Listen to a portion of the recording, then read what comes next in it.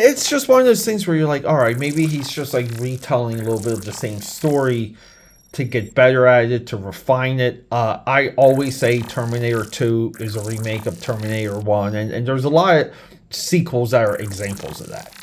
So in a way, like, you're refining your storytelling. And alright, aka Powders, you and me, we both love our comic book analogs. That's right, if you like one character, well, here's another character just like it, and guess what? Not as good as the original. That's a little bit of where we are now with Image Comics' BLOODRIK.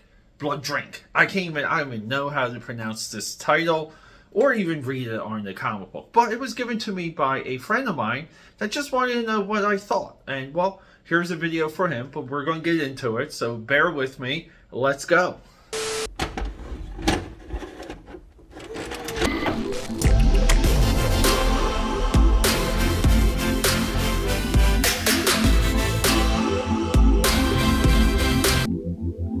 My aka Patters. I'm wearing my Conan the Barbarian shirt to make a point, and very few times have I ever worn the shirt purposely to make a point on this channel. Peter A. DeLuca here, aka Pad69, and say with me, known throughout Eternia, I changed it up, known as the eclectic one, or I guess Eternia, because I guess somewhat He-Man is a analog of Conan the Barbarian. But come on, Masters of the Universe still lives to this day. Hey, say what you want about that Netflix, Revolutions, or whatever it was. Hey, it divided some people, but a lot of people liked it, and it got a lot of people back on board to the Masters brand. So what is this book? My brain's in so many different areas than just trying to define this book. And I think we get it on the inside cover to his thank you. So Andrew's thank yous. That's our creator, writer, artist, all around weapon, we can call him. Talented individual. I went through his Instagram before doing this because I shot what you're about to see me at the drawing table. I shot that first, and then we're kind of coming back doing the intro. This dude is one talented mother effer. Skill set wise, I admire every single thing that he can do. I feel like there's been a couple bad decisions when it comes to the logo, the way that the cover is colored, and the overall texture, I'll say, of the cover image. With all of that, the book has a lot of merit. There's a lot of good paneling, a lot of new paneling, a lot of big ideas when it comes to just going from like a moment to a moment, if that makes any sense, because we're not dealing with a lot of story, with a lot of dialogue, with a lot of caption, with a lot of narration. BLOODRIK is a book that is expressive of a feeling, and a lot of times when we put books like this out, it's a hit or miss. Collectively, in the history of everything, it is most likely a miss. Most likely it's a big miss, and I think that's where we are. In the guts of it, within the panels, between the corners of the pages, we have a masterful illustrator. We have a person who thinks about the storytelling and actually brings us through a moment, almost like this existential moment, a soul leaving the body moment, just to be taken away from us in a heartbeat. You only get to do that on the page when it's masterful. Now, I think the break for this book, though, is that it doesn't clearly have a point, and we all know clearly what we're doing. And, we should establish that very early within the plot. If I were to put on my editor hat or my editor-in-chief hat, we have to do that within the first 3 pages, and off we go. We really don't know what type of character this is. We don't know if he's like kind of mystically or super powered or powered by the sorceress and this and that, which makes parts of it confusing. Now, that doesn't mean we can't extrapolate as readers and bring a little bit of ourselves into this character. Sometimes that's how they're sold, just from a storytelling perspective, and it's something that is not entirely intentional sometimes. But when we have like a slow moving panel to panel type story that is not very plot heavy. There's a lot of things at risk there. And I kind of put a lot of this on Image Comics, because Image Comics should have looked at this material and said, hey, like we got something up until this point, or the way that we wrap it up here, or we need something more post giant bear attack that kind of comes out of nowhere. I still don't buy that bear attack, just talking to you guys and looking the book over too before I sat down here. And so we are emerged at something. I referenced there was something mentioned on the inside cover, and he dedicates this, or says thank you to Jim Rugg, Ed Piskor, and cartoonist Kayfabe. And that's a little bit of where we are, because we're in this like post Kayfabe world, and there's a Kayfabe style, I'll say, or a Kayfabe storytelling element that's in a lot of these like underground or outlaw comics, whatever you want to call them.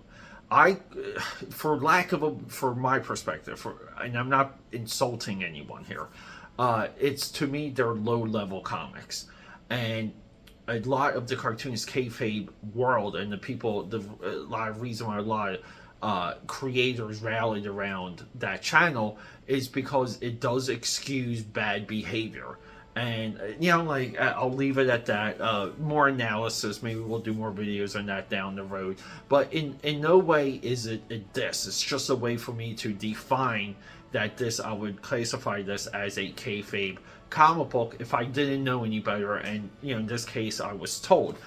Sometimes to pinpoint this, you do have to kind of comb through a creator's social media. We shouldn't have to do that.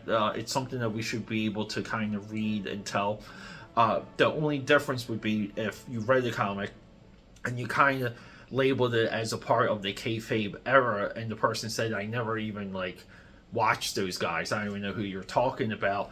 But that doesn't mean that book may not fall into the kayfabe era, and that's really what this is. This is BLOODRIK is a kayfabe era book, and let's just hit that drawing table. Honest look, honest review. I apologize in advance if anyone gets upset. I really do. I just feel bad sometimes. Let's go. Houston, we have a problem. BLOODRIK. See, the logo here, I'm just going to get into it. Welcome back to the drawing table.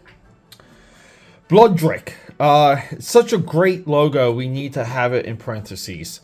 So, imagine having a comic book that's so great that you have to have it in parentheses. This is nothing against Andrew here. I believe maybe I follow him on Insta.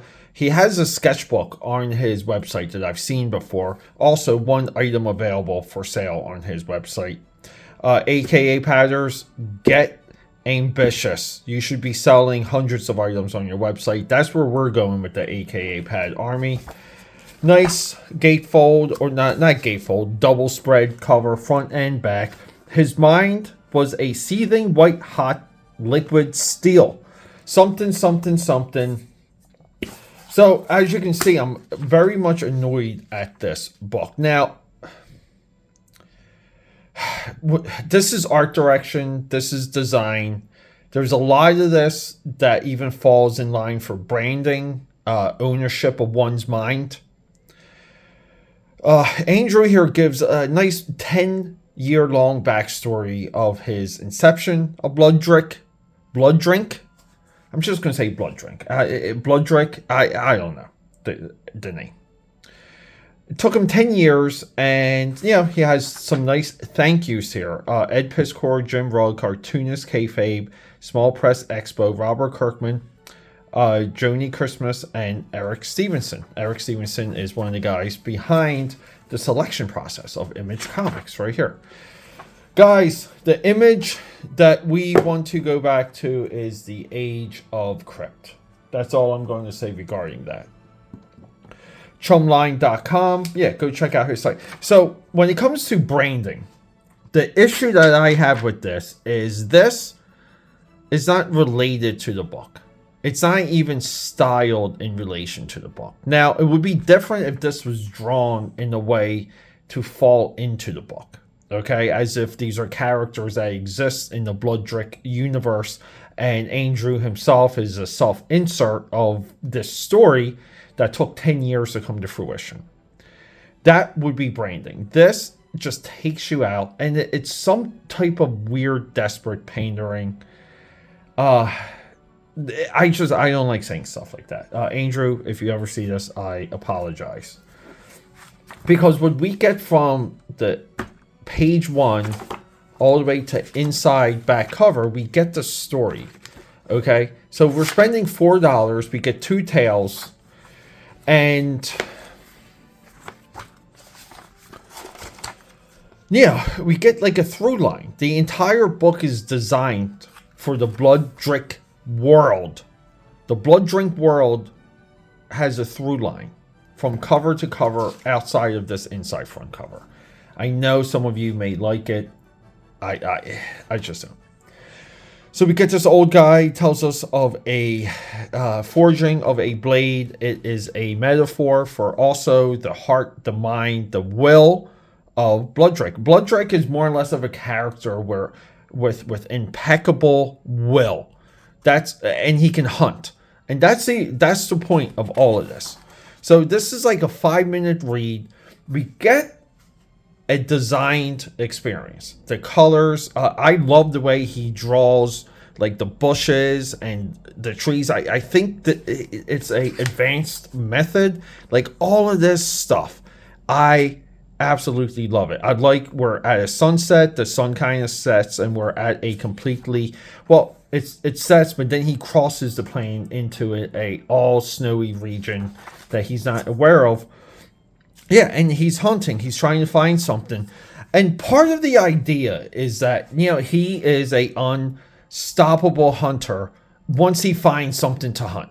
It's kind of fun, but to get there, I mean, we're just reading, we're seeing things, we're reading. I really like this page on the left, though. I don't know why. This just works in a weird comic book way. But then, establishing shot, far away, medium, up close. And then, he kind of has this fantasy, the hunter of hunters. And this is kind of cool because he kind of pretty much like starts to die and starts to drift away. And his soul, Doctor Strange style, is leaving. And, we have his like point of view here, right? But he's leaving his body. And as he does that, we get this deer snap. And he, pops up, nukes it in the throat, and then he has his drink, and he goes and he drinks the blood, which is like, I don't know. I mean, it's just like a precursor to vampire. I love the American flag. This is very Paul Chadwick here. This is amazing. I just love panels like this. Not Paul Chadwick. Sorry, Howard Chaykin. Howard Chaykin is who I'm thinking of. Again, really nice stuff, but, again, like, this is a design experience. And he gets, like, attacked by a bear because, the guy can track. We'll see in the next story. He can track something at a, kind of like either instinctual or he's powered to track something or has some type of sorceress superpower. I don't know. But he doesn't know about the bear. And we kind of see he's kind of in an open field. And the bear's right here is able to sneak up on him. And this is a little bit of the thing to where we have to sell the concepts. So there's always a lot of selling in comics. So this is kind of, we spent a lot of real estate building this guy up. And, him getting sneak attacked by a giant grizzly bear. Okay, whatever. And, he gets slash nothing in part 1. We often question on this channel, does a single issue, a single story, a single experience incentivize us for a follow-up, for number 2? This does not. Because I would not spend $4 for part 2, The Wasteland. But then we get this, so I'm assuming this was like the Ash King that he talks about here. And, so he does like another story, shorter page, backup story, and that's kind of what you want. These are the things you want. And this just stood out to me. He just like flips the image, right? Like, is that it's almost the same exact pose. And it's just one of those things where you're like, all right, maybe he's just like retelling a little bit of the same story to get better at it, to refine it. I always say Terminator 2 is a remake of Terminator 1, and there's a lot of sequels that are examples of that. So in a way, like, you're refining your storytelling and your process and these other things.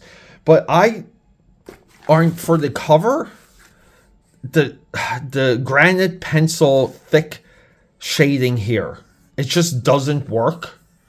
I think this cover needs to pop a little bit more. Like, we need more of the sun on his helmet and on the traps here and the rear delt and the triceps.